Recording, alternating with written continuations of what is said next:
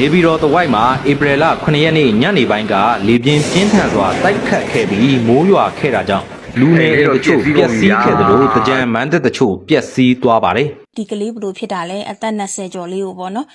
ဒီကလေးကတဲ့ဖော်မလင်ကိုတောက်ပြီးသူ့ကိုယ်သူအဲ့လိုလှုပ်သွားတာပေါ့နော်အသက်က20ကျော်ပဲရှိပါသေးတယ်ဒီဖော်မလင်ကိုသူဘယ်ကရရလဲဆိုတော့တဲ့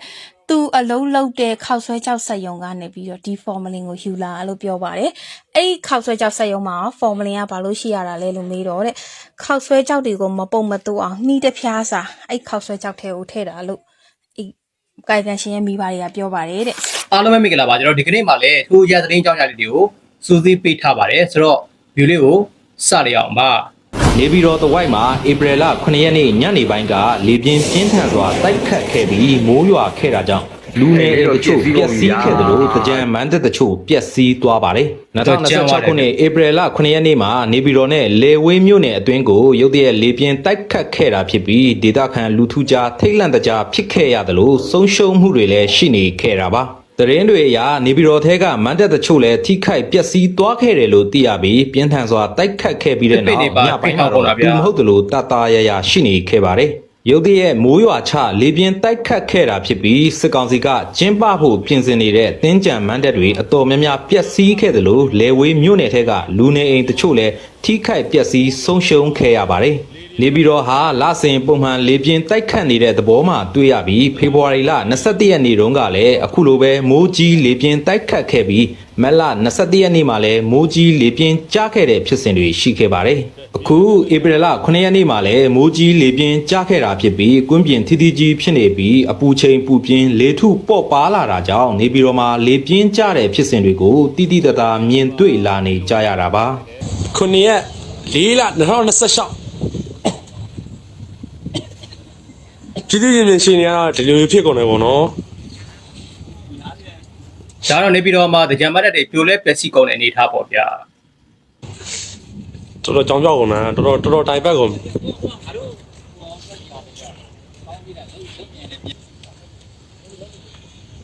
လေပြင်းမုန်တိုင်းပဲပြောရမှာပေါ့နော်ဒါကတော့ကိုလာပြန်ထွက်ကုန်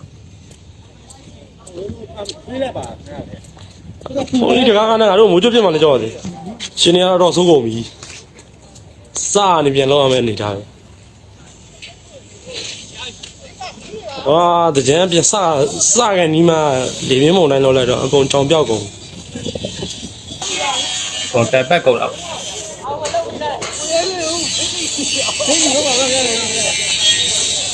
ကုန်ဒုက္ခရောက်ကုန်ပါကွာစားပြန်တော့ဟုတ်တယ်စားပြန်တော့လူတွေကဖက်ပေါ်မှာအစလုံးဝအစအပြန်ဖြစ်သွားတော့မှာကားလည်းပြီးသွားဆရာဝန်တော်တော်ရာထူးကြီးတဲ့ဆရာဝန်တယောက်ကပြောမှုတဲ့ရှင်နော်သူကရင်ခွဲယုံရဲ့တာဝန်ကျဆရာဝန်မှာတရက်မှာသူ့ရှိကိုဓာတ်ပေါ်ကြီးရောက်လာဖြစ်တဲ့အတွက်သူက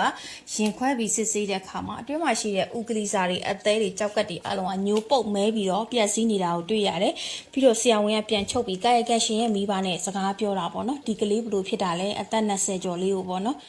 ဒီကလေးကတဲ့ဖော်မလင်ကိုတောက်ပြီးသူ့ကိုယ်သူအဲ့လိုလှုပ်သွားတာပေါ့နော်အသက်က20ကျော်ပဲရှိပါသေးတယ်ဒီဖော်မလင်ကိုသူဘယ်ကရရလဲဆိုတော့တဲ့သူအလုံးလုံးတဲ့ခောက်ဆွဲကြောက်ဆက်ယုံကနေပြီးတော့ဒီဖော်မလင်ကိုယူလာလို့ပြောပါတယ်အဲ့ခောက်ဆွဲကြောက်ဆက်ယုံမှာဖော်မလင်ကဘာလို့ရှိရတာလဲလို့မေးတော့တဲ့ခောက်ဆွဲကြောက်တွေကိုမပုံမတူအောင်နှီးတစ်ပြားစာအဲ့ခောက်ဆွဲကြောက်ထဲကိုထည့်တာလို့ကိုင်ကန်ရှင်ရဲ့မိဘတွေကပြောပါတယ်တဲ့ဆရာဝန်ကတော့နေရာဒေတာကိုလန့်စရာကြီးဗျာဘယ်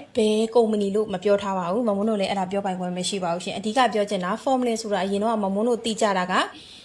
လူသိရင်မပုံမတူအောင်စိတ်နဲ့အရေးလိုပဲမမုန်းတို့သိကြတာလေနော်အဲ့အပြင်မှာတခြားသုံးတာရှိပါသေးတယ်အဲ့တော့ဒီကွန်မန့်လေးကိုမမုန်းကတော့အခုလိုခောက်ဆွဲကြောက်တွေမမားတွေစားမှဆိုလို့ရှိရင်အခုလိုပထမဆုံးတရေကိုပြစ်ထုတ်လိုက်မှဆိုရင်တော့ပို့ပြီးတော့ကောင်းမှထင်တယ်ဗျဖော်မလင်တွေပါတဲ့ຢာကန်တို့ပုံနေသွားတာပေါ့ဗျာလိုင်းပြန်တာပါဒီဥစဉ်ကမမုန်းတို့ဒီကြောက်ခွဲရွက်ကြောက်ကြည်ရက်ဒီကိုမမုန်းတို့ကလိုင်းပေါ်မှာဒါကတဘာဝလျောက်လမ်းဘေးမှာပေါက်တဲ့အပင်တွေဒီအပင်တွေကိုခူးပြီးတော့နေတိုင်းစားမယ်ဆိုရင်ကြောက်ကြည်တယ်ကြောက်ပွဲတယ်ဒါတွေကိုပြောပြတဲ့အခါကျတော့ဒီဥစဉ်ကပေါ့နော်သူကတော်တော်များများဆေးရုံတွေမှာစစ်ပြီး ဒါပေမဲ့သူတအားခံစားနေရတယ်တခါတရံကြရင်လူနာဆိုတာကဒါဥစဉ်ကိုတပီတော့မှဟိုပြောပြပါလူနာဆိုတာကကိုယ့်ရဲ့ကံအလျောက်ဖြစ်တည်မှုတွေအားလုံးထဲမှာပေါ့နော်အနာနဲ့စိမ့်နဲ့မတွေ့သေးတဲ့အခါမှာဒီလိုပဲလည်နေတတ်ပါတယ်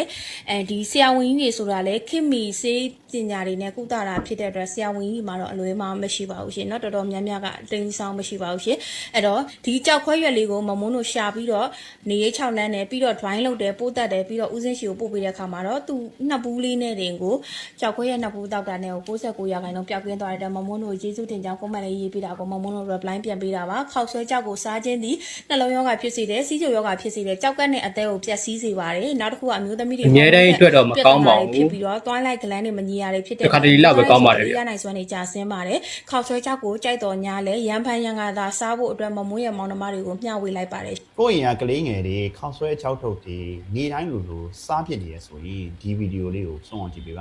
ါဒီနေ့မှာတော့ဒီအသင်စားခေါက်ဆွဲတွေကိုနေတိုင်းဆွဲစားလို့ရှိရင်ကျမရေးပေါ့ဘယ်လိုမျိုးဆိုးကျိုးတွေဖြစ်လာနိုင်လဲဆိုတာကိုပြည့်ပြည့်စုံစုံဒီပြောပြပေးကျွန်တော်အသင်စားခေါက်ဆွဲရဲ့မှာအဓိကပါဝင်3လို့ပဲနံပါတ်1အချက်ကခေါက်ဆွဲအသင်စားခေါက်ဆွဲရင်နွေးပူပူနဲ့3မိနစ်5မိနစ်လောက်ပြုတ်လိုက်တန့်ပြီးတော့မှစားလို့လွယ်တယ်လွယ်လို့ပဲကျွန်တော်ညစာအိမ်မှာထမင်းဟင်းမချက်ရင်ကလေးတွေကဒီဟာလေးပြုတ်ပြီးတော့ပဲစားလိုက်တယ်နောက်ကည10နာရီ9နာရီဒီဘိုက်စားလို့ဆိုရင်မှခောက်ဆွဲချောက်ထုတ်ဒီတိုင်းပဲဖောက်စားရတယ်လွယ်လဲလွယ်ရအောင်နောက်တစ်ခုကဒီကောင်းလေးကိုဝယ်ရင်လည်းကျွန်တော်ကဘယ်သူမှဒီ expiry date ထိပြီးဝယ်ရဆိုတာမျိုးမရှိဘူးပြဿနာအိုက်ကောင်ပါဘာလဲဆိုတော့ကျွန်တော်တို့ကိတ်မုံတွေစားတယ်ပေါင်မုံတွေစားရဲဆိုကြည့်လိုက်တယ်date ဘယ်တော့ကုန်မလဲ expiry date ဘယ်လောက်လဲနောက်တစ်ပတ်ကုန်မယ်ဆိုပြီးမှသိချကြည့်ရဒါပေမဲ့ဒီအသင်စားခောက်ဆွဲတွေစားတော့မယ်ဆိုဘယ်သူမှ expiry date ကိုကြည့်ပြီးမှစားနေစားတာမရှိဘူးကျွန်တော်ကလာလွန်သွားတယ်နှစ်နဲ့ချီပြီးတော့မှဒီခောက်ဆွဲချောက်တုံကြီးဖြစ်နေ ခေါက်ဆွဲတော့တွေဝယ်မယ်ဆိုလို့ရှိရင်တေးချာ date တွေပါတွေကြည့်ပြီးတော့ဝယ်ကြပါဗျကျွန်တော်တို့ဟိုနေ့ကဝယ်လာမိတာ date ကြော်နေလို့ date လွန်နေလို့ကျွန်တော်ပြစ်ထုတ်လိုက်ရတယ်ဗျ ဒါမဖြစ်ဘူးလားဆိုတော့ကျွန်တော်တို့မသိဘူးပြီးတော့ကြာရှည်ခံအောင်ထားထားတယ်အထဲမှာစိုးစေးတွေတာရှည်ခံဈေးတွေကလည်းကျန်းမာရေးဆိုင်ရာပြဿနာတွေအများကြီးရှိခုနပြောရလေးဆက်ရမယ်ဆိုရင်နံပါတ်1ချက်ကခောက်ဆွဲပါတာကျွန်တော်ခောက်ဆွဲသီးတံပဲပါတယ်ဒီခောက်ဆွဲကြီးကပြောရရင်ထမင်းပလင်းကြီးစားတယ်လို့ပဲခောက်ဆွဲသီးတံဆိုတာကျွန်တော်ခန္ဓာကိုယ်ရဲ့ဝင်လာရင်ဂဇီဓာတ်ကာဘိုဟိုက်ဒရိတ်တစ်ခုတည်းပဲဖြစ်တတ်တာကာဘိုဟိုက်ဒရိတ်ဆိုတာကစားတာများရင်အဝလူချင်းဆိုင်ရာပြဿနာတွေဖြစ်တတ်တယ်ဘိုက်ခောက်ထွက်တာမျိုးတွေဘိုက်အစီဝင်တာမျိုးတွေဖြစ်တတ်တယ်ပြောချင်တာကသူ့မှာအာဟာရဘာမှမပါဒီဂဇီဓာတ်ခောက်ဆွဲကြီးတစ်ခုပဲပါဝင်တဲ့အတွက်နံပါတ်2ချက်ကဘာလဲဆိုတော့သူ့မှာစီပါတယ်တချို့ဆိုရင်နယ်ပြီးစားဖို့ဆိုပြီးတော့မှစီတုပ်ကလေးပါတယ်ဒီစီတွေကလည်းအစားများလို့ရှိရင်သွေးတွင်းအစီမကောင်းတဲ့အစီများတယ်ကောင်းတဲ့အစီကြားတယ်ကျန်းမာရေးဆိုင်ရာပြဿနာမျိုးတွေဖြစ်တတ်တယ်နောက်ထပ်နံပါတ်3ချက်ကဘာလဲဆိုတော့ကျွန်တော်ကအချုံမုံပါတာအချုံမုံနဲ့စားပါဝင်တဲ့အထုပ်ကလေးပါဝင်ပြဿနာအိုက်ကောင်အဲ့ထက်မှလည်းကျွန်တော်ကအချုံမုံတွေစားတွေအများစားပါဝင်တဲ့အတွက်များစားတယ်ကြဆွဲစားမိလို့ရှိရင်နောက်ပိုင်းတွေမှာသွေးဆောင်တိုးတာမျိုးတွေသွေးတိုးဝင်လာတာမျိုးတွေစီးကြိုဝင်လာတာမျိုးတွေဖြစ်တတ်တယ်နောက်တစ်ခုက MSG လို့ခေါ်တယ်ကျွန်တော်အချုံမုံတွေပါတဲ့အတွက်ဒီကောင်လေးကစားပြီးရင်လည်းရေတာအားစားတာရေတာနင်းကန်တောက်ကြီးဖိုက်ကြီးဖောင်းပြီးတော့ဗိုက်ထဲမှာမအီမလဲဖြစ်တာမျိုးတွေနေလို့ထိုင်လို့မကောင်းတာမျိုးတွေဝမ်းချုပ်တဲ့ပြဿနာရက်ထီကိုဖြစ်နိုင်တယ်ဒါမှမဟုတ်ဒီကောင်လေးစားများရင်တိတာတယ်ဒီကောင်လေးစားပြီးသွားရင်အထဲမှာဒီကောင်လေးကစားတော့အချုံမုံပါဝင်တဲ့အတွက်ဒီကောင်လေးကရေဆွဲစီရတဲ့ရှိရအတွက်ဦးထဲမှာရှိရရှိကိုဆွဲလိုက်တော့ရေစားတဲ့ feeling ဆိုတဲ့တက်တွေရတယ်နောက်တစ်ခုကဗိုက်ကြီးမအီမလဲဖြစ်တယ်ရေဆွဲစီရဲ့ဂုံတက်တွေရှိလို့သူ့ရဲ့ကျန်းမာရေးပေါ်ဆိုးကျိုးတွေဒါကြီးရှိတယ်နောက်တစ်ခုအဓိကက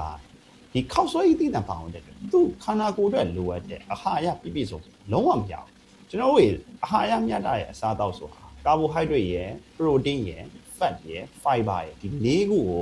ုမျှတတာစားဖို့အတွက်လိုအပ်တယ်ကာဘိုဟိုက်ဒရိတ်တစ်မျိုးပဲပါဖိုင်ဘာလို့ခေါ်တယ်ကျွန်တော်အမြင့်ဓာတ်တွေလုံးဝမပါဘူးအမြင့်ဓာတ်ဆိုတာဘာလဲဆိုတော့အသီးအနှံအသီးအရွက်မပါဝင်ဘူးနောက်တစ်ခုကပရိုတင်းဆိုရယ်အသားငါမပါဝင်ဘူးနောက်ဆုံးက fat ဆိုရဲအစီတော့ပါဝင်တယ်ဒါပေမဲ့မကောင်းတဲ့အစီဖြစ်သူထဲမှာလေပြေဝစီနဲ့မပြေဝစီမှာဆိုသူကပြေဝစီမကောင်းတဲ့အစီခန္ဓာကိုယ် weight တက်စီအစီပဲအဓိကပါဝင်တဲ့အတွက်ခန္ဓာကိုယ်အတွက်လိုအပ်တဲ့ဒီ vitamins တွေ minerals တွေ vitamin C တို့ E တို့ B တို့ A တို့ကောင်းတဲ့ vitamins တွေဘာမှမပါဝင်ဘူးပြောရရင်ဒီကောင်ကြီးစားရတာလေအဝလွန်ပြီးတော့မှဒီအမြဲတမ်းစားကျင်နေရဲဆိုရယ် feeling ရလွဲပြီးတခြားဘာမှဟာရအောင်မရဘူးဒါမှမဟုတ်ဒီကောင်းတွေများများဆွဲစားလို့ရှိရင်ကလေးတွေမှာဆိုရင်ရေတာငတ်ပြီးတော့မှမျက်နှာအသားရည်တွေခြောက်လာတယ်မဲလာတယ် နောက်တစ်ခုကအာဟာရမမီပဲနဲ့ကလေးကပိန်ပြီးကြလာရဲဆိုဒီခောက်ဆွဲကြောက်ထုတ်ပြီးအရင်အစားများလို့ဖြစ်တယ်။အကြောင်းမို့ဒီဗီဒီယိုကြည့်ပြီးရတယ်ကိုယ့်ရင်ကကလေးကိုတစ်ခါလေးသင်ပေးပါခောက်ဆွဲကြောက်ထုတ်ကကျန်းမာရေးဆိုကြရင်အများကြီးရှိတယ်